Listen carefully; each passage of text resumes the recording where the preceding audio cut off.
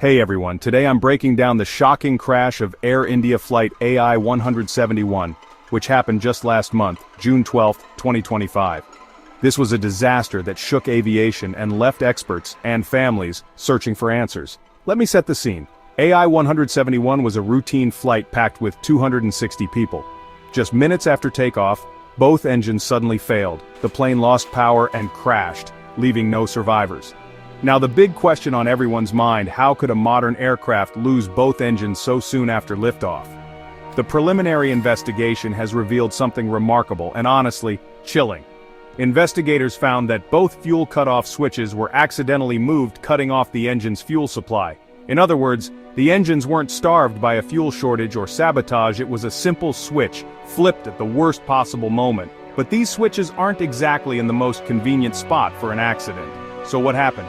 The cockpit voice recorder reveals the pilots were dealing with a confusing system alert, a new feature introduced in a recent software update. With alarms blaring and the first officer urgently reaching for controls, it's believed the fuel cutoff levers were moved by mistake. Now I know what you're thinking: how could two highly trained pilots make such a basic error? Well, that's where the deeper story lies. Human factors, cockpit workload, and the design of the aircraft all played a role. Add in the stress of takeoff and you've got the perfect storm for disaster. Mechanical flaws, software confusion, and human error collided in those critical seconds. This wasn't just one mistake, but a chain of failures, each link adding to the tragedy. Aviation is built on learning from every accident, and already, airlines and regulators are looking at redesigning cockpit software and switch placement to prevent this from happening again.